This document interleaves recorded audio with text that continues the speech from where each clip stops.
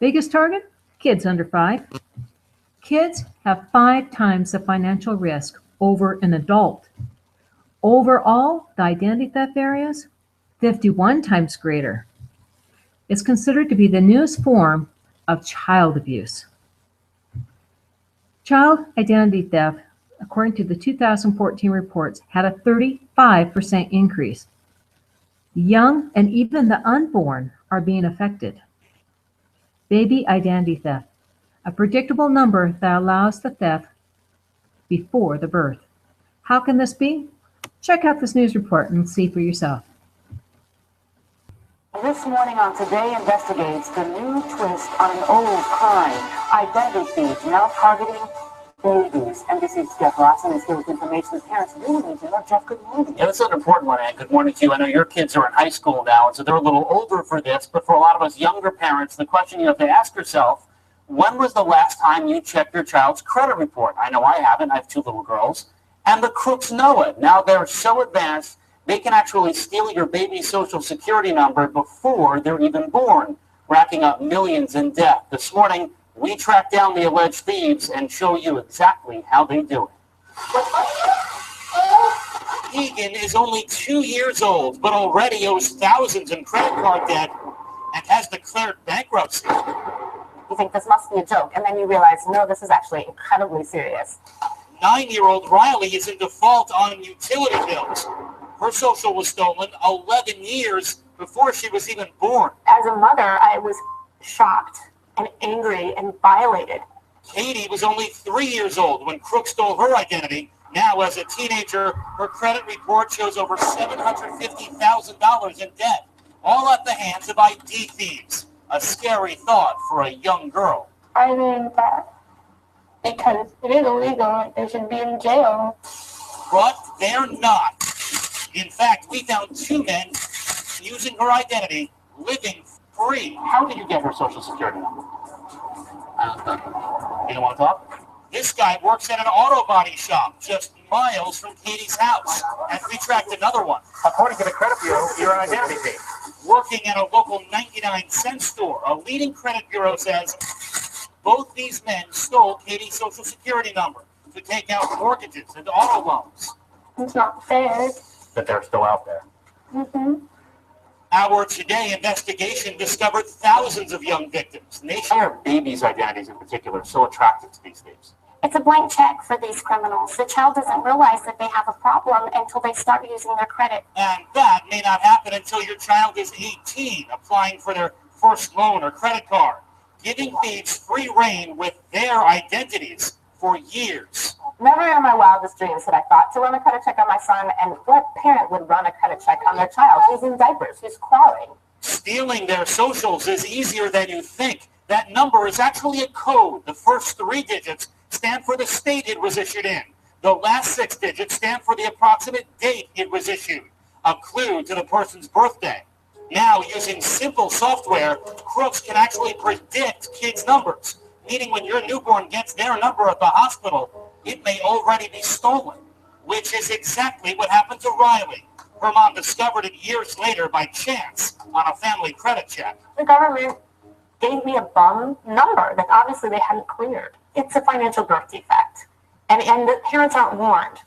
And in many cases, police don't have the time or resources to catch these crooks, leaving parents like Katie's dad out in the cold. In a nutshell, what have the police done for you? Nothing.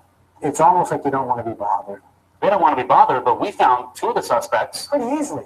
Hey, how are you? In fact, we found Manuel Contreras in Arizona in just 2 days. Jeff Lawson from NBC News. According to the credit bureau, you've been using a young girl's social security number and getting home loans, racking up nearly $500,000 in debt. How do you respond to that? Me and us. $500,000.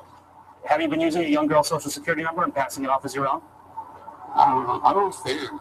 So we brought in our translator. You took out a home loan with this young girl's social security number in 2003 for $107,000, 2006 for $153,000, also in 2006 for $238,000. That's against the law. I know that right now. You are arrested for it? I'll pay you. We'll get. I know that. I'm not a police officer. I'm just trying to figure out why you did this. Why I don't see no cops. That's a good question. I don't know why you haven't been arrested. That same day, we surprised another suspected thief. Hi, Jeff Lawson from NBC News. Mario Salinas, working in his store parking lot, wrangling grocery carts. The credit bureau says, using Katie Social, he's racked up over 35 grand in debt. Have you ever used the Social ¿Usted Security number? ha usado ese número de seguro social en el pasado? No, señor. I've never used it. According to the credit bureau, you have, and you've taken out several auto loans. Según los buros de crédito, usted ha sacado esos dos préstamos utilizando ese número. There's a young girl whose credit could have been ruined because Está of this. hostigando. You have anything to say to her? I don't know. You don't know. But authorities know a flaw in the credit system lets them get away with it. When someone applies for, say, a loan, usually the bank only checks that the Social Security number has a good credit history. Believe it or not, most banks don't check whether that number was assigned to that name because the government charges a fee to do that, and most banks don't want to pay. So thieves can use a child's identity over and over again. That seems ridiculous. The system definitely has a gap. And for parents, cleaning up the mess can take years and haunt your child, ruining their credit as adults. Do you want to say anything to this young girl's family? You don't want to say anything to them? Are you going to stop using this young girl's Social Security number? I talked to my lawyer first. I call you, I talk to you. Everything. Okay? Okay. Well, I'll wait for your call. I call you. We're still waiting. He's still out there. He's free. Burns me up. He can walk around living on my child's social and nothing's being done about it. But there is something you can do about it, a credit check for your kids. It will tell you if anyone else is using their identity. For more information about how to get a free credit check right now for you and your entire family, all you have to do is go to our website, today.com. All the information is right there for you. By the way, the government is trying to make it tougher for thieves. Beginning next month, new Social Security numbers will be more randomized, making it nearly impossible, Anne, for crooks to predict them. But still, thousands, if not tens of thousands of cases out there right now. Well, as long as it's going to take to close this gap, Yeah. what can parents do if they suspect their children's identities have been stolen? Right, so if you do that credit check and it comes back that the identity is stolen, really only one thing you can do is immediately put a freeze on your child's credit, so that way it'll prevent any future theft. But it will take years for you to call the credit card companies and the credit bureaus. The burden is on you to prove that your identity has been stolen, and it is a major pain. It is infuriating, Jeff Lawson. Thank you so much. Madison, she discovers that she was a victim 10 years earlier when she was just 6 years old. Madison's Social Security number is being held by at least 2 others that she is responsible for in paying the taxes. Check out what her story is and how it's affecting her at just age 16. If we're honest, most of us are not doing a whole lot about identity theft, so imagine how much more vulnerable our kids are to the crooks. We've discovered children under age 5 are the newest targets, and this is a crime that can ruin our kids' credit before they're even old enough to have credit. It happened at age 6. It's really scary. Just to think what could happen to me in the future and what it's going to affect. 10 years later, Madison Polanski had no idea what was stolen until this surprising letter arrived a few months ago, saying she owes more than $1,000 in taxes on a $33,000 income. I haven't really worked that much, and obviously not when I was 6 years old nor 12. According to the state, Madison's Social Security number also belongs to a Sergio Blandon and a Rodrigo Lopez. Both have been using her Social Security number for employment for years. The child is 51 times more likely to be a victim of identity theft than an adult is, meaning, it is the fastest growing segment of this crime. John Cilio is an identity theft expert. He travels the country as a keynote speaker. He says ID thieves have been targeting kids more because they know the crime goes unnoticed for years. The reason thieves target kids is, number one, they have pristine credit. A recent study of 27,000 children found 10% had their Social Security number tied to mortgages, loans, credit card accounts, and even vehicle registrations. The most targeted group, kids under 5. According to Cilio, thieves are often family members committing friendly fraud. It's where a parent or a relative of the child, maybe they're struggling financially, They use the child's identity to gain credit or to gain a service of some sort. My daughter's going to be going off to college soon. They told me it could affect her ability to maybe get student loans if it truly has gone on to their credit. It's scary to know that those might not be as big of an opportunity as they could have been. All right, some ideas on how to fight this. Beware what you share. Every time you get information on the web, on social media, or any kind of form, it could end up in the wrong hands, so be careful.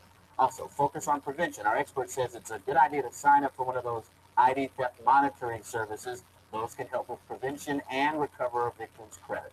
And be proactive. Our expert says it could take 10 to 15 years. Disabled and elderly. They too are also targeted. Take a look in this report showing how they're getting access to and taken advantage of. Police in Henry County are investigating a string of identity theft cases at a local nursing home. Channel 2's Amy Napier-Bateri, live near the facility in Stockbridge, with how patients realize their information had been compromised and why investigators think there could be more victims out there. Amy? Justin, investigators started hearing from people being treated here at the Laurel Park Rehabilitation Facility regarding phony credit accounts being opened in their name. Police tell us someone working at the facility was targeting patients there, many of them disabled and elderly, and managed to access up to $35,000 worth of credit, all in their names. That's not right, is it? Nancy Rowell Crane says her mom, Grace Rowell, is totally dependent on her care. The 84-year-old suffers from memory loss and recently fractured a hip. She went to Laurel Park Rehabilitation Center in Stockbridge for treatment. That's where she likely came in contact with this woman, Tawai Collins. Detectives advised about 8 victims they believe they were all at that location in Stockbridge receiving some type of rehabilitation or treatment at some point. Rowell Crane says someone at the facility asked for her mother's insurance information a second time because it was missing from her file. A short time later, letters from credit card companies started showing up at her mother's home, referring to suspicious applications or notices of suspensions on accounts, like this one from the Home Shopping Network, which she says her mom never opened. It scares me for all the patients because this is a vulnerable population anyway. A 69-year-old patient at the facility told police someone claiming to be with the insurance company called asking for personal information. After getting fraud alerts on her cell phone, she called her bank, which told her a woman named Tawai Collins was claiming to have access to the patient's account. Rowell Crane got her mom's credit report and noticed a strange McDonough address. Police got a search warrant and arrested Collins there. They also found financial documents and merchandise bought with credit in victims' names. Rowell Crane wants to know why her mom's information wasn't better protected at the facility. They have yet to reach out to me to even tell me this has occurred. And so I know that there's probably other patients there that have no clue that this is a possibility.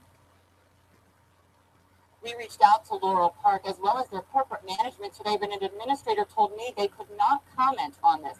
Police say they are working to find out if Collins was in fact operating alone, and they want anyone who's been treated at the facility since June to go back and check their credit records and call police if they see anything suspicious. We're live in Henry County. Amy Napier-Bateri, Channel 2 Action News, Night Beat. Now let's hope to make some quick progress. Thank you, Amy. The dead. Identity theft affects financial, medical, which is life-threatening, other insurances, life insurance, car insurance, renter's insurance, house insurance, driver's license, criminal, taxes. Identity theft, it doesn't care if you are young, old, or even dead. Now you know. Who do you know who is a business owner in the service industry, manufacturing, automotive, medical, trucking, or other professional services? Business owner has the greatest risk. They could be exposed to all areas, plus typically a business owner tends to fund their business using personal lines of credit, normally larger lines of credit. Are you or do you know a business owner? There's several key points that are not well known, but can have a major impact. Let's see if you know what they are. Okay, it's poll time. Let's educate yourself. Identity theft has become costly to lenders. Which clauses could apply when you're getting a loan? A, credit reports can be randomly ran during the repayment process. B, a borrower could be current on their current account with the lender, but When they show to be behind on any other account, the lender can demand full and immediate payment. C, loan acceleration can be triggered by violating loan covenants, which are promises to maintain specific financial ratios. Or D, all of the above. Let's see what you guys think. Let me go ahead and put these things in for your poll.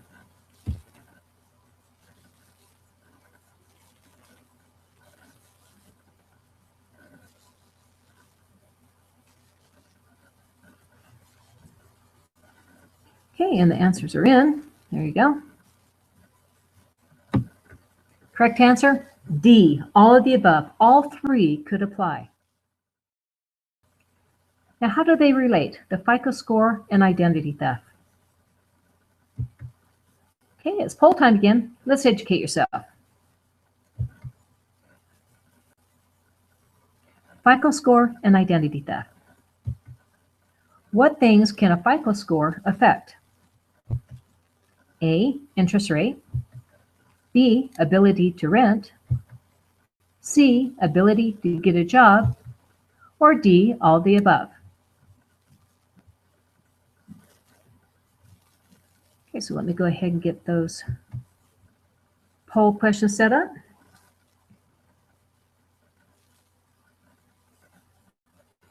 All right, go ahead and start entering in your answers to those.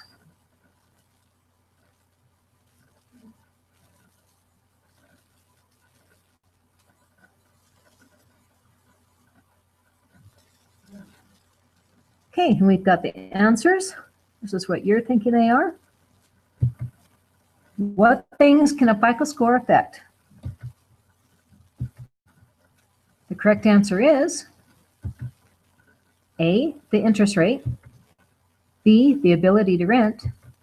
C, the ability to get a job. D, all the above. The correct answer is actually all the above. Poll time again. When you discover a delinquent debt, which should have the priority? A, a 30-day late, or B, a 120-day late? Which one's more important to take care of first?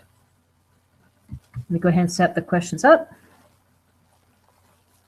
Go ahead and enter your answers to your questions. Poll time. Let's educate yourself. When you discover a delinquent debt, which should have the priority? The one that's at 30-day mark, or B, the one that's at 120-day mark? Let me go ahead and key in the questions here. Okay, so an answer, when you discover a delinquent debt, which should have the priority? You put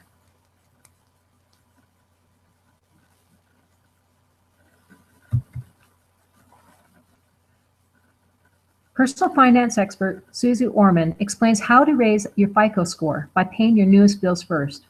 Hence, the importance of monitoring your credit daily, not monthly, not quarterly, but daily.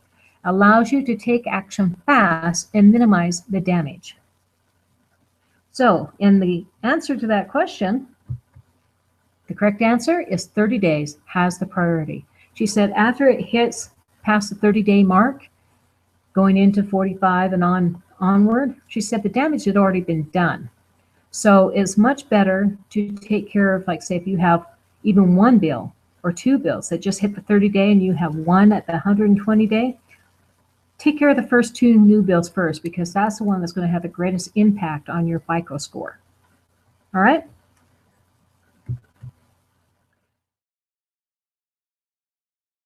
Now we're going to cover a starting point. This is what the FTC, the Federal Trade Commission, feels that you need to know. Let's take a watch on this, and you'll be able to have some notes to pull from it.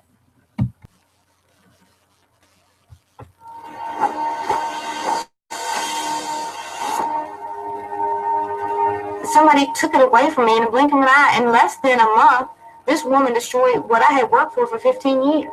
I mean, your credit score is basically Oh, you have? I was mugged. They got my information. It can really negatively affect your life. Then they went off with the information and it basically became me. I feel it's a loss of control that someone's out there pretending to be you and doing things in your name that can come back to haunt you. Somebody was using my name and all my personal data. They've done it all. I just didn't even know where to start. They had a long record. It's a terrible feeling. Identity theft. It happens when your personal information is stolen and used without your knowledge. It's a serious crime that can cost you time and money, ruin your credit, and destroy your good name. When I was a victim of identity theft, my mail had been stolen. I was shopping at a grocery store and someone took my wallet. I think I made a purchase and they stole all my debit card information. My briefcase had been tampered with, and when I looked in it, I saw that my passport and my driver's license, which I had in there, had been taken. Identity theft happens when someone takes information about you and then uses it to commit fraud. Identity theft is very serious. We know that identity fraud in its various forms has affected 10 million people in any given year. And what that means in dollars is that it's a loss to businesses of about $50 billion. On top of that, victims of identity theft have spent $5 billion trying to undo this harm. Everyone needs to be conscious that identity theft is real. When you get news that your identity has been potentially stolen, it's sort of this open-ended problem that has occurred, and you don't know what's going to come of it. No one's immune, which isn't to say that we're powerless. There's a lot we can do to deter, detect, and defend ourselves.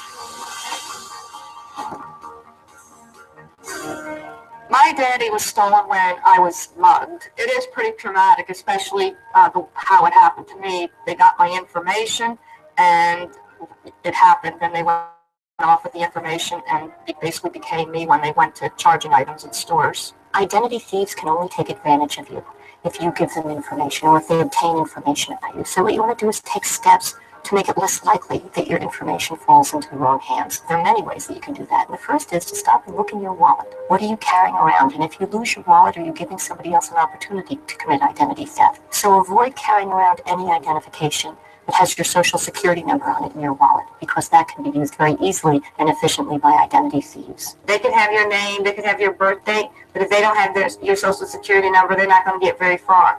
But all they really need is a social security number, and they can misspell your name and still get credit. The only place that social security card number should be is in your head and protected somewhere at home where you keep your other valuables. If someone asks you to provide a social security number, ask them why they need it, how they're going to keep it, how they're going to safeguard it, because you don't want that number to fall into the wrong hands. I had a list that I thought was a valid reason to give out information until they asked for my social security number. I went as far as the first 3 digits. They don't need that. Then I hung up. This is a crime. You have to think when you're at home, protect your identity. Don't leave around your personal documents, your date of birth. Somebody could come into your home and have immediate access to that information. You also have to be careful about your trash. Now, a lot of people routinely receive things in the mail, maybe bank statements, credit card statements, or health insurance forms, and if they don't need them, they just throw them away in the trash. They shouldn't do that. Everyone should invest in a shredder. So before they dispose of these critical documents, you shred them. Identity thieves, don't worry about getting their hands dirty. They will go through your trash to retrieve these documents. They go where the information is. They'll steal your mail, they will steal your trash, they'll steal your wallet, and that's how they get information about you. Deter identity theft. Protect your social security number. Shred financial documents and paperwork with any personal information before you throw them out. Never give out personal information on the phone or internet unless you know who you are dealing with.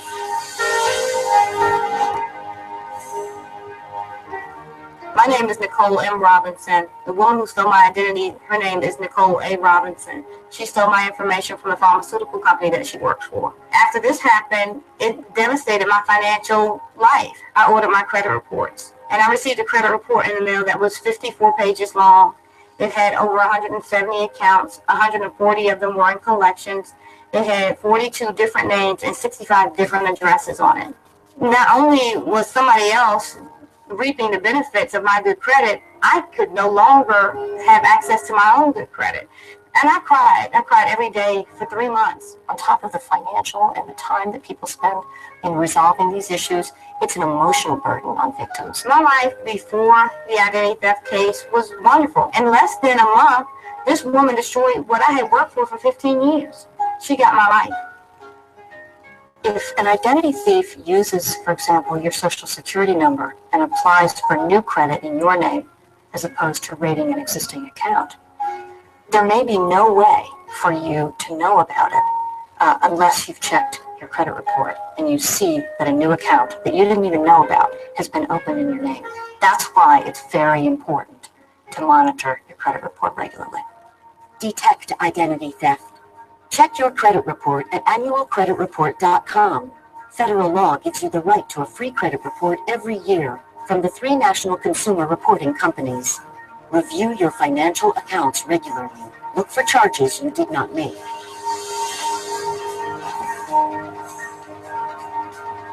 When someone realizes that they're a victim of identity theft, it's like getting a kick in the gut. You feel paralyzed for a moment, but it's really essential for victims to move quickly and deliberately in starting to resolve the problems that arise from identity theft. I did what everybody knows to do, and that's call your credit card companies and cancel your credit cards. However, that's not enough. There was one major bit of information I did not have, and that was to call the 3 major credit bureaus. And I did not do that.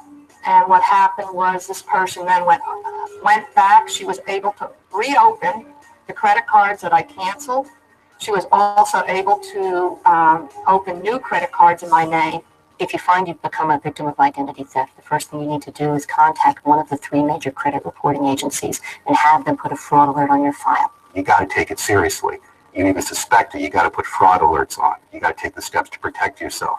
And you got to inform yourself about what to do so that when it does happen to you, you can do it quickly because time is critical. You next want to contact each of the creditors or other institutions where your information has been misused. Then you follow up in writing and dispute these accounts and get a letter from them resolving these disputed fraudulent accounts. The FTC has an affidavit, which in my case I used to write out your explanation of what happened, which you can then use to submit to creditors trying to collect on fraudulent accounts. When you're trying to tell them, look, my identity was stolen, it helps prove it to them. You next want to contact your local police department, report the crime, and get a copy of the police report. You should contact the police immediately, because otherwise you have no proof that there was a crime. Very important that you report it to the police because there are certain agencies that you need or we recommend that you contact, and they're probably going to refer you back to the police department to see if you have a police report or not. And finally, you need to contact the Federal Trade Commission online at ftc.gov/ID theft or call us toll-free at 877-ID theft to report this to us. Defend against identity theft. Call the 3 credit reporting companies and place a fraud alert on your credit report. Then ask for the free credit report you're entitled to. Close any accounts that you suspect have been tampered with or opened fraudulently. Start by calling the security or fraud department of each company. Follow up in writing and include copies of supporting documents. File a police report. Contact the FTC. Your information also helps law enforcement officials across the country to track down and stop ID thieves. Let's treat our personal information as we would our cash. Let's safeguard it, whether we're at home, whether it's in our purse or our wallet, or at our office. Your personal information is cash, and in the wrong hands, it can destroy your life. The FTC plays a central role in helping victims avoid and recover from identity theft. So we have developed substantial consumer education material that's available on our website at ftc.gov/ID theft. Identity theft is serious, but even if your identity has been stolen and there has been, fraudulent accounts open in your name, you can defend yourself and get those resolved in your favor. There are times when you just do not want to finish and you just want to say, forget it, I can't do this anymore. But you have to find that way inside of you to just keep going, because this is something that if you don't clear, it definitely affects the rest of your life. What I want is for us to create a culture of security for our personal information so that this crime in the future will be diminished greatly.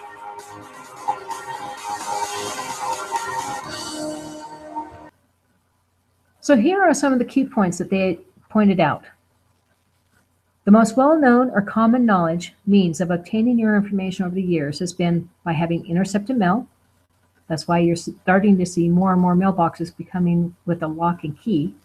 If you don't have a lock and key mailbox, I would suggest you change it or have everything sent to a P.O. box.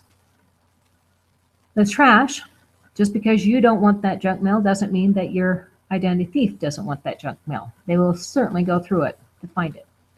Data breaches, which is by the handfuls every day, careless workers, a lost purse or a wallet. These are the most common things that have come across and how they're getting your information in years past. Now, known but to a little bit lesser degree are internet rings, also black market for stolen identities, flea markets, yes, flea markets, family members, co-workers, employees of unsuspecting employers, mortgage companies, medical facilities. These are all key areas. They're becoming more and more known. Also through internet surfing, also through phishing. Phishing, what that is by masquerading as a trustworthy entity in electronic communication, such as from banks, online payment processors, or IT administrators to lure the unsuspecting public.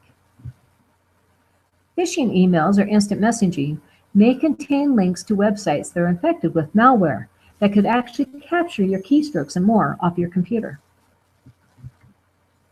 One of the first known means of social engineering was through social media. It could affect all, but mainly in Facebook and Instagram. In both cases, a person posting could reveal personal data, either through their words, such as a complete name and date of birth, or GPS tracking.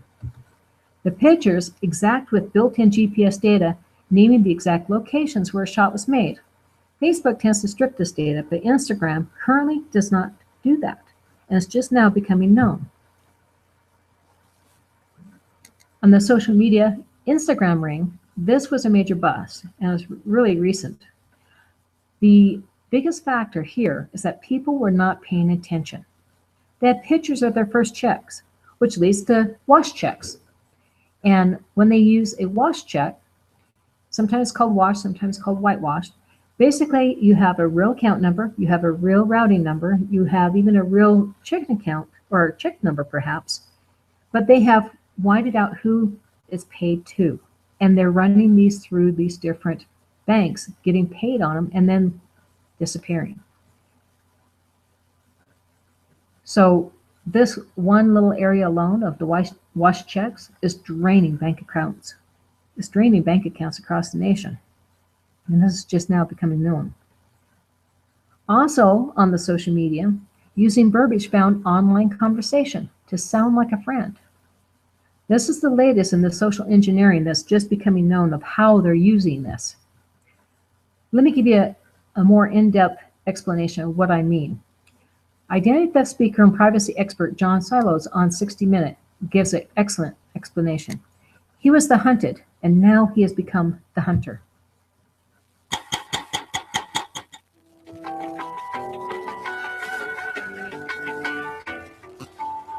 There's one thing we all have that no one else does, and it's undoubtedly the most valuable thing you own, your identity. Lose it to a thief and you'll quickly realize it's worth more than you think. And it's a crime striking more of us, at least 1,000 people last year. Thieves stealing names, bank details, online lives, profiting from the very essence of who you are. Ask John Cilio, a leading American authority on identity theft. I'm incredibly concerned, and I guess that's part of what I'm doing in New Zealand, is I want you to be able to see the mistakes that I've made. What do we have here? Cell phone, that's what I go for first. Really? Why? I'll tell you that in a minute. His advice is more than just theoretical. Cilio gives me a very practical tutorial on how vulnerable I am, how vulnerable we all are to identity thieves. We've got a Foodtown card. You know, I can get some information from them, an AA card. Driver's license, definitely going to need that later. We'll see later on just how easily he could work it if he wanted to let me off. He knows how because he's been on the other side, having his identity stolen twice, victim of the global underground industry which is flourishing on the internet. Through dodgy online forums like these, his details ended up in the hands of a woman who racked up $240,000 worth of debt in his good name. The whole experience led him to throw in IT and make the study of identity fraud a career. He's now in Dunedin to write his third book on the subject. Essentially, I spent 2 years fighting to stay out of jail. But what really impacts you is the emotional side of it. For me, it was, I spent 2 years not at home, not present for my family, not tending to my business, which eventually died. And that's, identity is not just about numbers. It's about who we are, and it can completely redefine who you are. Identity theft is fast becoming the crime of our times. They say an identity is stolen online worldwide once every 3 seconds. And in the age of social networking, we've made it so much easier for the criminal than ever before. So I just went through to see this. John Celio shows us just how much information we readily release about ourselves and how easy it is for someone to exploit it. He goes onto Facebook and picks out a New Zealand student at random, one who's left far too much of her site unprotected. We know she's a female. We know her full name. We know her parents' names and their profile. We know that she's single. Which will be interesting to some people looking at her site. Yeah, unfortunately, to people with bad intentions, And here's where what he calls social engineering comes in. Fraudsters or con artists, stalkers even, who want to target you and best time getting to know who you are. What makes you tick? I can get a sense of, okay, I know who her idol is. I know the way that she speaks to her friends. And when I write and try and friend her, I'm going to use the same language. I'm going to use her friends' names. They're all listed over here. I'm going to say I'm a friend of, Lisa's. Yeah. And I'm going to speak in the same language, and I'm going to refer to a common event that's on her update page, her wall. So we decided to think like a criminal. Remember, we don't know Grace. We've never met her. We wondered, how close can we get to her using only the information she puts on Facebook? Like so many of the 400 million Facebook users, Grace posts frequently and openly about herself, what she thinks, where and what she studies, her favourite places to drink, what she likes to drink, where she works part-time, and sometimes even the days and hours she's working. If someone wanted to find her, she's made it incredibly easy for them. And so it proves. We spot her on our first attempt to find her in person. Here she is at work, on the night, and in the restaurant she said she would be on her Facebook profile. Time for us to meet her. You're Grace, right? Yeah. You're a journalism student, yeah? And it's so nice to finally meet you, because I feel like I know so much about you. Oh, really? Yeah, I know. That kind of sounds a little bit weird, doesn't it? Yeah, because I've been reading your Facebook page a little bit lately. We explained we're not actual stalkers. There is a valid reason for our interest. It's about proving a point, I suppose, to the public about the idea of privacy. Yeah, what do you reckon? Yeah, it's pretty crazy, I know. But you don't need to be a Facebook or Twitter user to be a target. John Celio says we carry around so much information, happily divulging it to the point we might as well have it on public display. It's a potential jackpot for criminals who know there's no specific charge for identity theft, only for the crimes it leads to. So releasing even the most fundamental personal information can leave you exposed, which is why John Celio pretty much never tells anyone anything. What is your date of birth? I don't share that. What about your children? What information do you feel protective about with them? I rarely give out even their ages, not necessarily because I'm concerned about that specifically, but because it sends a message of, have you ever thought about, do you give your kids information away? Birth dates? no way. The amount I could do with a birth date and that child's name and knowing where they're born, I could cultivate their credit line and utilize that credit line for years, and they'd never know it because they don't go for credit until they're 16 or 18 and they're getting their first apartment. And when they do, there's nothing there. They have nothing. It can, of course, be so much simpler. Remember, Cilio has been rifling through my bag. Without even necessarily stealing it, he already has enough information to begin manipulating me. First up, he got my number off my phone. He says he'd ring, pretending to be from the bank, telling me my account's being used suspiciously, but reassuring me they'll make it safe. I say, excellent, there's no problem. We're going to help you shut it down. Here's additional information I've got on you. The only thing I need to shut it down is I need to verify your full name and your PIN number. That way we can shut it down before there's any liability on your part. But I think that I know enough about this kind of thing to not reveal my PIN number. Right. And we all think that.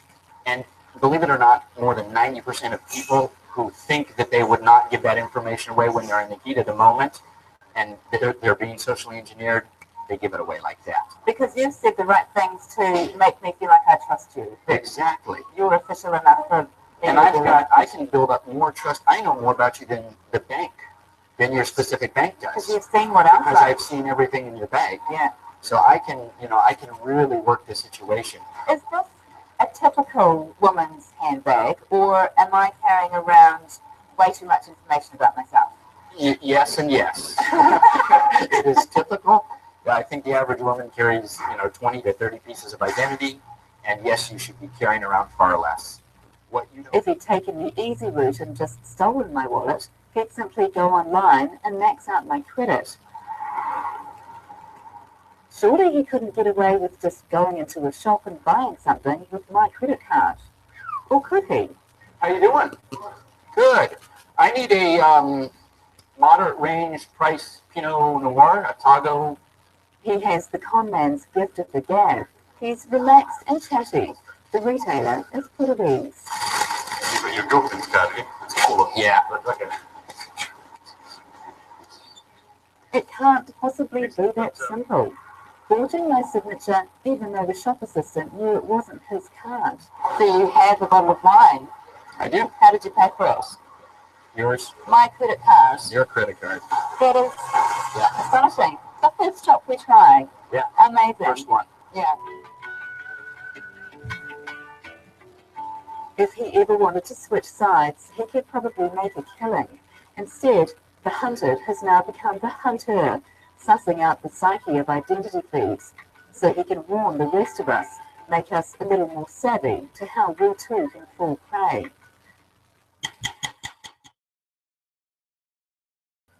I'm going to transition into the services that are out there and reviewing them, understanding the lingo in which they're using so that you don't get misled. Resolution, restoration. They're commonly used words when dealing with identity theft plans. Some refer to these words as being fancy and similar, but the meanings are very different. Do you know the difference? Resolution, restoration. What's the difference? With resolution, you have resources. Like if you have a burning house on fire, you're going to be able to have hoses sent out to you. And then good luck on finding the fire hydrant, right? Or anybody else to actually carry out the task. With restoration, not only do you get the hoses, the fire hydrant, but you also get the whole fire department in there to help put out the fire. Big difference.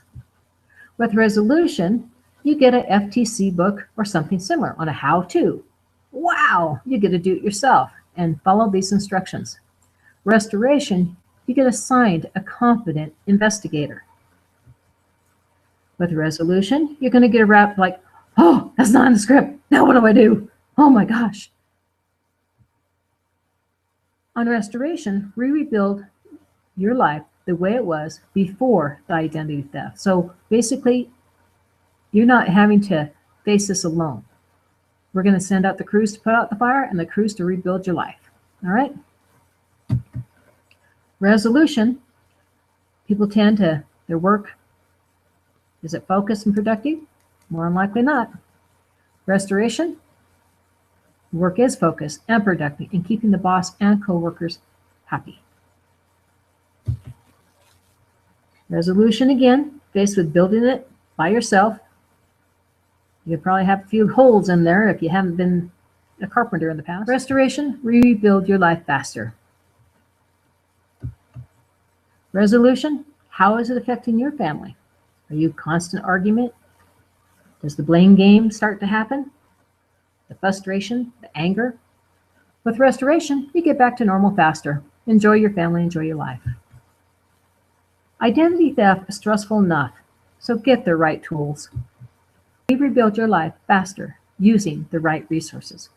That is the biggest difference between resolution and restoration. Now, we're going to take a look at the services themselves in review. Understanding the services, a side-by-side comparison. Things to review and to be aware of. Okay, we're going to be evaluating these plans. There's 6 things to look for in any plan. Doesn't matter what company you're looking at. Do they cover just one or all 8 areas of identity theft? Is the plan cost for one person or for couples? Do they cover children in the same fee? Resolution or restoration? Which do they have? Major difference. Do they have attorneys to handle the legal situations of your case? Or do you have to find them and out yourself? Or all of the above? These are all important things. Every single aspect is an important consideration when you're looking at a plan. I don't care what company you're looking at. Okay, a side-by-side comparison. In today's society, there's so much hoopla going on out there. Like my friend, he just had picked the one that had the #1 sales because they had marketed things better. But here we're going to take a look, and I'm going to highlight. Let me get a highlighter here. The things that really stand out. Let's first take a look at a basic plan, because some of these places have more than one plan. So we'll take a look at LifeLock and LegalShield. They seem to have 2 plans on the basic and standard. Our basic is $14.95. Theirs is $19.90. LegalShield covers 2 adults. LifeLock covers 2 adults. Okay, let's go back.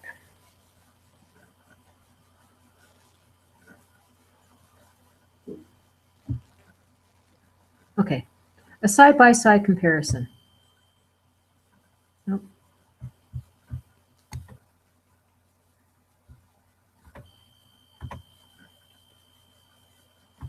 Okay, let's go back up.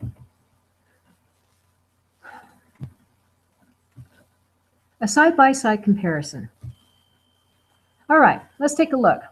We have LegalShield, Identity Guard, Equifax, Protect My ID, Trust ID, or Trusted ID, LifeLock, Privacy Guard, and ID Freeze. These are the most common that you find out in the marketplace.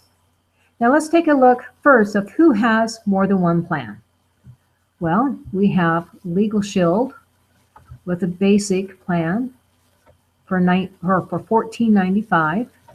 We have LifeLock with the standard plan for $19.90. Those are the only 2 that seem to have 2 different plans. Now, looking just at the standard plan, let's point out some of the differences. Adults, the same. Children, LegalShield covers up to 8 at no additional cost. LifeLock charges $5.99 extra per child, so say $6. So if you had 8 children, that's $48 extra compared to 0 extra for LegalShield. All right? Are they Better Business rated? Well, LegalShield is A+. LifeLock, B. All right, here's a big difference. Level of assistance. Complete restoration with LegalShield limited resolution. You already saw that resolution, they're getting sent a lot of a do-it-yourself type thing. They're doing very limited things to assist you individually. All other things seem to be pretty much the same, other than LifeLock has a web watcher.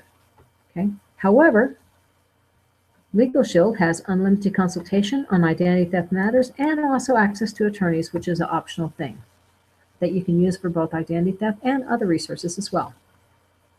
Now let's take a look at the premium plan. Legal Shield Premium for $29.95. LifeLock Advantage, again, $39.90. Or about $10 more. All right. And again, the same difference with the child. You're going to be paying additional $48 if you have 8 kids versus none with Legal Shield. Now, if you compare the premium plans with the other plans out there, it's still less. All right, because with total protection, you're looking at $38.95. Basic, you're looking at $35.90 with Equifax, $31.90, $27.99, $29.98 ID freeze. Okay, and ID freeze is more like the basic plan. All right. Then, when you take a look at, let's see what really stands out here. Let's take a look down here, bottom line, because you can see where the marks are. Again, Legal Shield, whether it be the basic or the premium, you have unlimited consultation on identity theft matters. You also have resources to attorneys. That's optional. This is best overall value. Okay. Coverage is optional for legal issues as well. It's a very comprehensive product for the price and scope of coverage. Identity Guard is decent, has monitoring and related services. Restoration Help is limited for victims. So they do some restoration, but it is limited. Equifax is useful. It's a combination of credit and ID protection, but a bit pricey. Okay, they're like $35.90. And they have about the same as what Legal Shield has, other than this is recovery assistance. We do with Legal Shield, you have complete restoration. All right. The Protect My ID, that has good value for product range. It has similar things. Again, it's the big difference here is recovery assistance. That's a big difference compared to restoration. And then this is more along the lines like the basic plan, but it's almost double what it is. And then on LifeLock, again, you have limited resolution. So they're sending you out resources that you can use, some resources that you can actually get for free.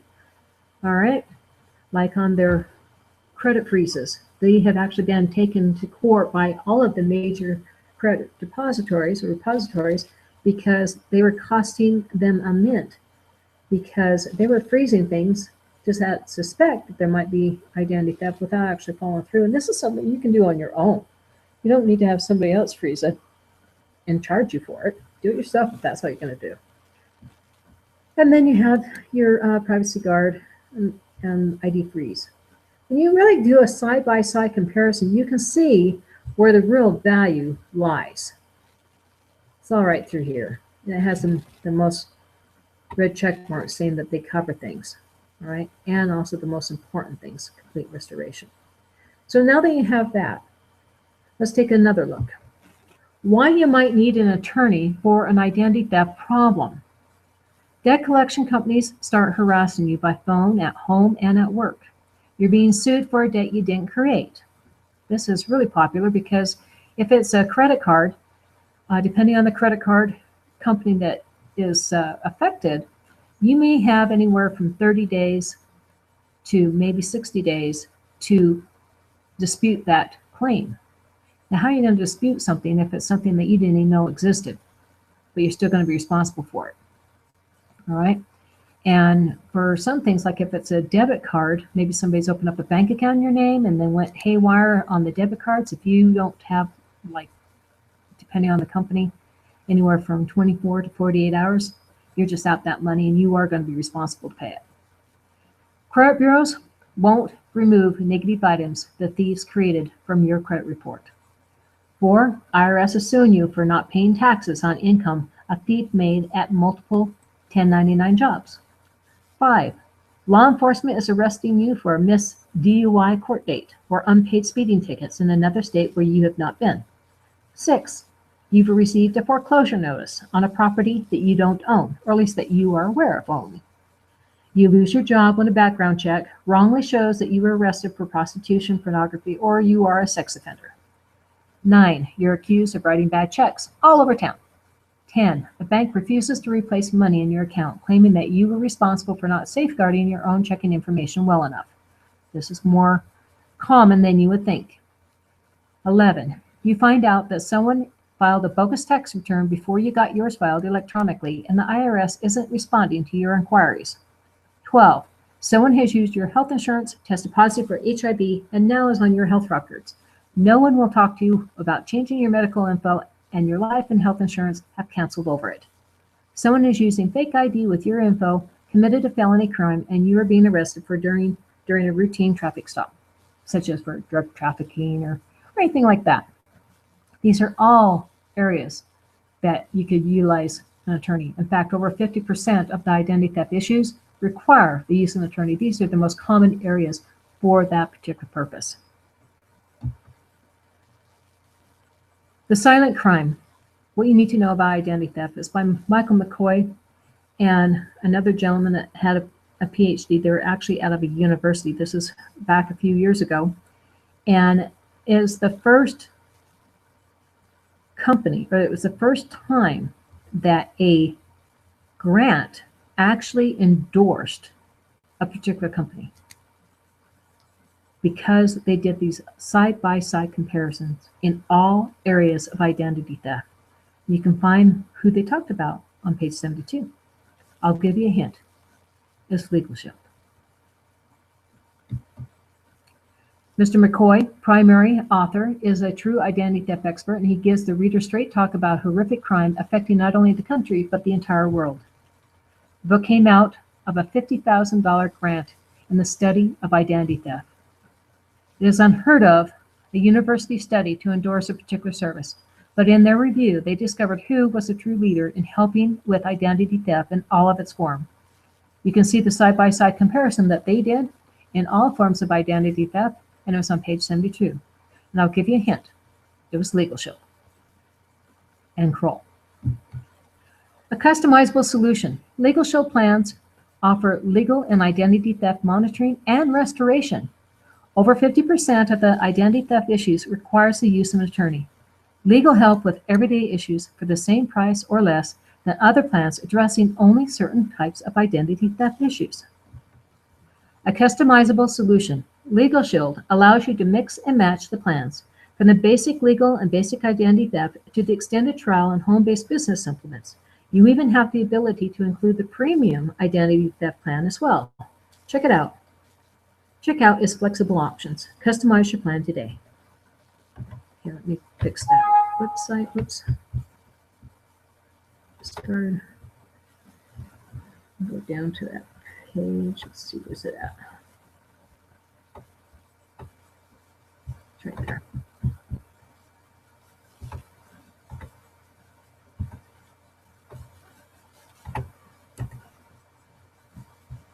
Okay. Get back to that page.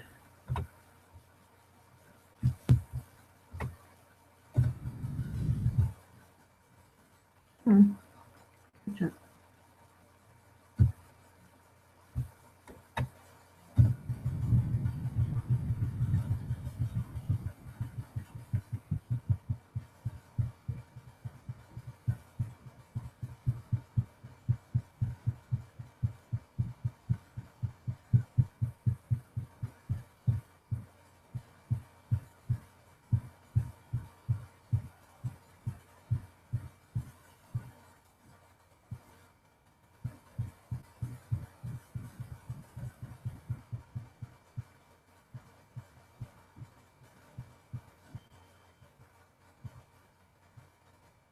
Okay. Start here. Best solution. In this book, The Silent Crime, Mr. McCoy, primary author, is a true identity theft expert, gives the reader straight talk about a horrific crime affecting not only the country, but the entire world. The book came out of a $50,000 grant in the study of identity theft. It is unheard of for a university study to endorse a particular service, but in their review, they discovered who was the true leader in helping identity theft in all of its forms. And you can find it on page 72. They did a side-by-side comparison, and I'll give you a clue. It was Legal Shield, partnered with Kroll. A customizable solution. Let me go back because in the book, The Silent Crime, What You Need to Know About Identity Theft, was written by Mr. McCoy, a primary author, is a true identity theft expert, gives the readers straight talk about a horrific crime affecting not only the country, but the entire world. The book came out of a $50,000 grant in the study of identity theft. It is unheard of for a university study to endorse a particular service, but in their review, they discovered who was the true leader in helping with identity theft in all forms. You can see who that is in a side-by-side comparison on page 72. I'll give you a clue. It was Legal Shield with Kroll. A customizable solution. A customizable solution. Legal Shield's plan. A customizable solution. Legal Shield plans offer legal and identity theft monitoring and restoration. Over 50% of the identity theft issues require the use of an attorney. Legal help with everyday issues for the same price or less than other plans addressing only certain identity theft issues. You can learn more at EYN-IDT.info. That stands for EnhanceYourNet.IdentityTheft.info. Customizable solution, Legal Shield, allows you to mix and match plan. Legal Shield allows you to mix and match the plans. From the basic legal and basic identity theft to extended trial and home-based business supplements. You even have the ability to include the premium identity theft plan as well. Check out its flexible options. Customize your plan today. Take a look at the following is a very brief video that explains the different aspects that you can pick and choose from.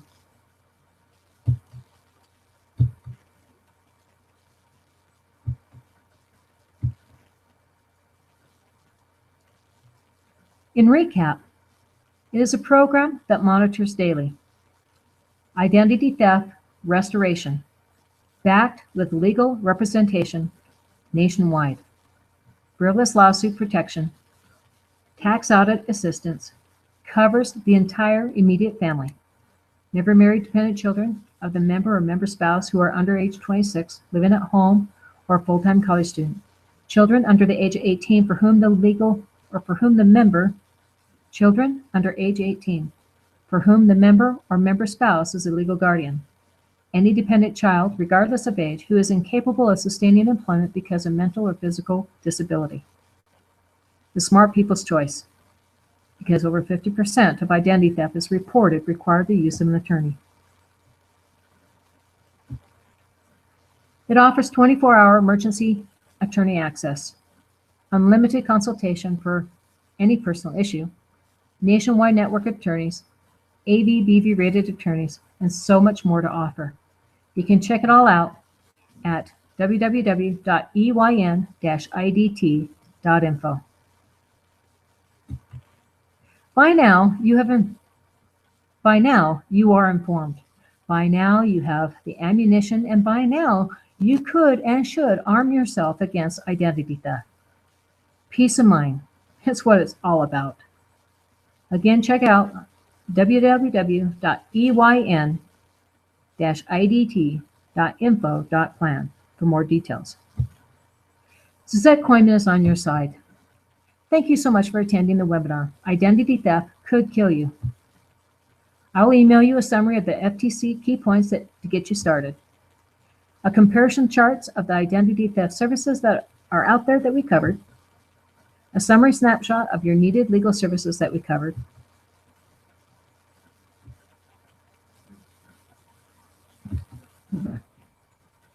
Thank you so much for attending the identity theft. Okay, scratch. Thank you so much. Nope. Thank you for attending the webinar, Identity Theft Could Kill You. I will email you the summary of the FTC key points to get you started, the comparison charts of the identity theft services out there that we covered, and a summary snapshot of your needed legal services that we also covered. Congratulations, you made it, and as promised, here's your bonus. Go to www.eyn,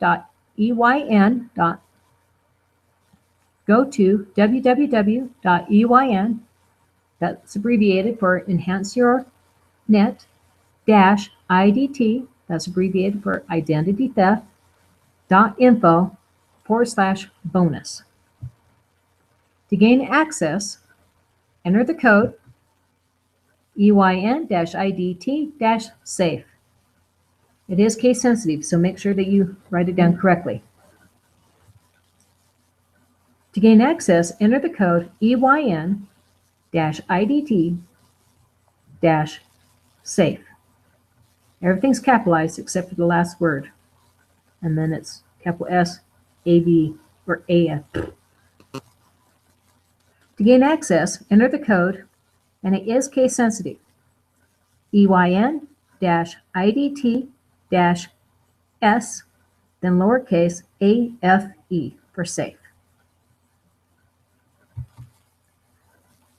Again, it is case sensitive. You can get up to 3 bonuses, and I'll tell you more about that once you get there. So here are some of the key things you want to remember. Minimize what you carry on your person. Don't carry your social security card. Ask why. Why are they asking for your personal information? Trash, safeguard it, shred your financial documents, bank statements if not needed, and credit card offers and such. Monitor your credit. Contact and close any tampered accounts. Follow up in writing. Call the 3 major credit bureaus. Contact and file a police report, and contact the FTC to report. I gave you the website, ftc.gov/IDT theft, and also the phone number. Here's a comparison that I'll be sending out to you, and also the recap of the attorney. Thank you so much. You'll be now redirected to that website to assist you in getting your questions answered for your particular state. Thanks so much for coming.